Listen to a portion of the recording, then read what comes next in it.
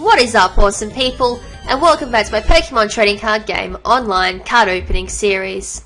So in the last episode, while opening up the Pokemon X and Y booster packs, I finally, I'll emphasize finally, got Go-Goat, my favourite 6th gen Pokemon. When I saw Go-Goat when it first was revealed for X and Y, I fell in love with it. I ended up catching a Skiddo just to evolve it into a Go-Goat when I first played through X and Y, and it's remained my favourite since then. It's just a really cool poke, and I don't actually like quite a lot of grass-type Pokemon, to be honest, but Go-Goat has been by far my favourite 6th gen Pokemon. There is nothing compared to Go-Goat in 6th gen, really. There hasn't been any dark types that even I have come to like at all in 6th gen, to be honest. But anyways, drawing away from the digression there, I can't believe I digressed. We're going to continue opening up the X and Y booster packs for this episode. Right, so we got 78 left. We're almost there. We're nearly at the end of the lights of the tunnel. So nice. We start off with a great pull, actually. We have Froakie, we have Scatterbug, Rhyhorn, Steel Energy. I think they're actually called Metal Energy, but I have been calling them Steel because, for the sake of it, it's just easier for me. Sandile, Dodrio, Quidlatin, Professor Sycamore, Swellow, Reverse Hollow, and a B-Barrel as the rare. Sweet, we've got B-Barrel. B-Barrel is pretty cool as well. Alright, so in this one we have Froakie, Slugma, Water Energy, Tailo, Fennekin, Roller Skates, Team Flare, Grunts, Dewblade, Whirlipede, Reverse Hollow, and Malamar as the rare. Alright, so continuing on, we're going to get Voltorb, Froakie, Bidoof, Skitty, Jigglypuff, Dewblade.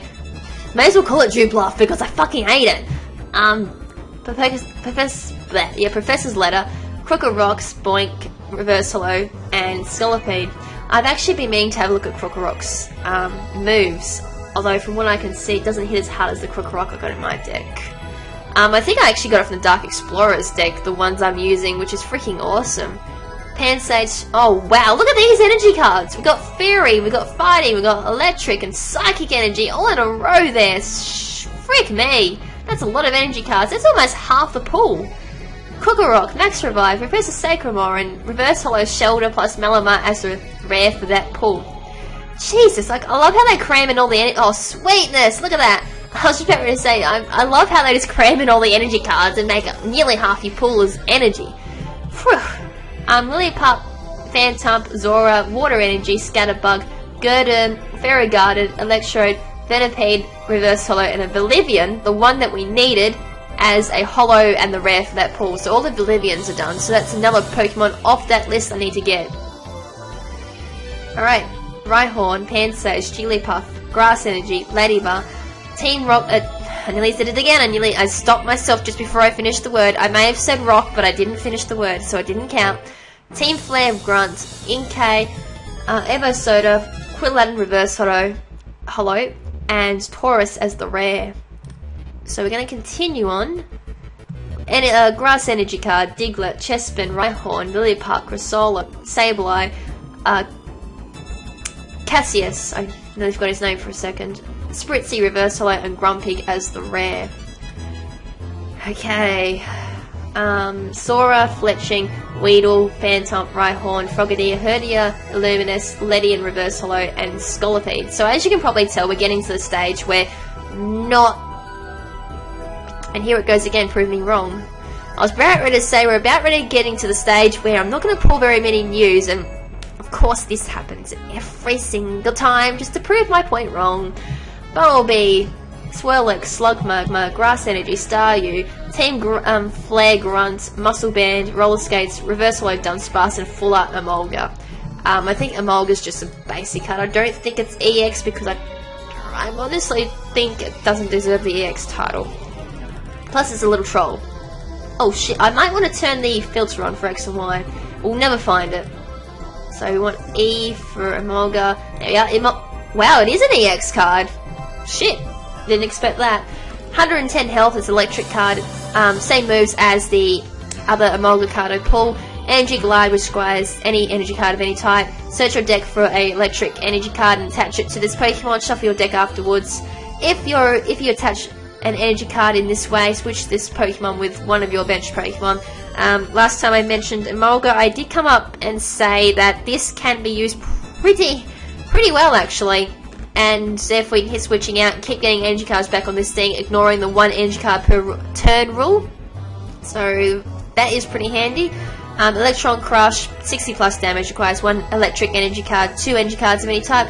You may discard an energy attached to this Pokemon. If you do, this attack does 30 more damage. So as I mentioned last time, again, if you do Electron Crush, after discarding an energy card to do the extra damage, you can then use Energy Glide to get an energy card from your deck, put it onto Emolga, switch it out then.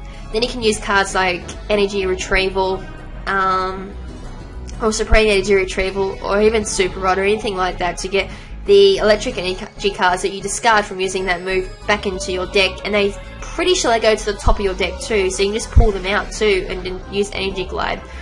It's got no retreat cost either, so that thing doesn't have to retreat out or pay to get retreated out. God damn it, there's not too many Pokemon that require no retreat costs. Frick! That's honestly, in my honest opinion, that is a really good card if you know how to play it well, and you can play it well. It can be pretty deadly too, with dealing 90 damage at max. So, oh look, it's 69! We might pull something rare. Oh, look at that! It's happened again! It's that magical number 69! What the hell is going on, is all I can say. 69 usually does not count for any other thing that I freaking do, and of course it counts for something in this, doesn't it? Oh boy. Well, I'll be honest, I'm not whinging as per se. It just gets me that a number like 69 has been freaking so lucky for me. Last time I mentioned 69, I pulled a secret rare. So, and then I get an EX card. It's a Mega Venusaur too. Froakie, Chespin. Oh, look at that too. We even got the 3 starters. Oh god. I'm not even going to mention any more about the topic. Sandile, Punkaboo, Delcatty, Shauna, Volbeat, Phantom Reversal, and a Mega Venusaur EX. Alright, let's head over to the M's and have a look at Venusaur. It still gets me that 69 means something in this. Why doesn't 169 mean anything, or 269? It has to be 69. Alright, so Mega Venusaur EX. 230 health as a grass type. The Mega Evolution rules, so once you play Mega, you have to skip your turn automatically. It's considered making an attack. Same thing, really. And its only move is Crisis Vine, dealing 120 damage, requires 3 grass energies and 1 energy card of any type. Your opponent active Pokemon is now paralyzed and poisoned. Whoa, dual status. That's a bit nasty.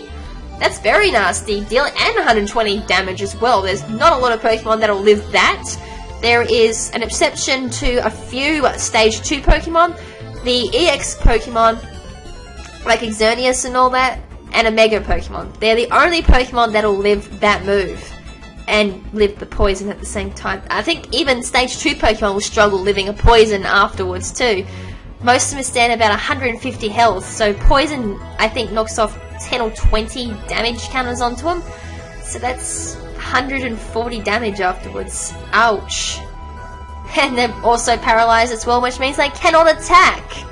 So you're in a stalemate afterwards, basically going up against this Pokemon. And of course, you have to put Mega Venusaur onto a normal Venusaur. I'm pretty sure you can put it onto an EX Venusaur as well. That should be able to work.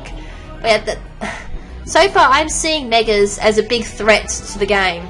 If you're lucky enough to play a Mega, then you may as well say GG, especially if it's a Mega Venusaur. However, if you're versing a Venusaur, start swearing, because there's not much you can do. Unless you've got a hard-hitting card, or you've got a fire card on the field that's going to deal more than 230 damage in one hit. You really need to kill it straight away, or you've dealt damage to Venusaur already. That's the only two ways I can think of taking this thing down. But yeah, definitely a card to look out for. Versing anyways. Alright, so I've ranted long enough actually on that card, so let's knock off our news and go from there. Actually, we didn't score too many news. We scored Bolivian, I know that. Reverse Hollow Swellow, that was another one. Ah, there it is. And besides from that, I don't think we got anything else, because I scored some good cards and had to rant on them for quite some time. There was a full art Emolga, I know that, and then of course the Mega EX. Yeah, that's it. Alrighty, so that was a fast-packed episode for you. Next episode, I probably won't be doing as much ranting because I think we're running out of Pokemon to rant about. So, until the next episode, this is LadyKrimZen saying ciao for now, but not forever. Ciao!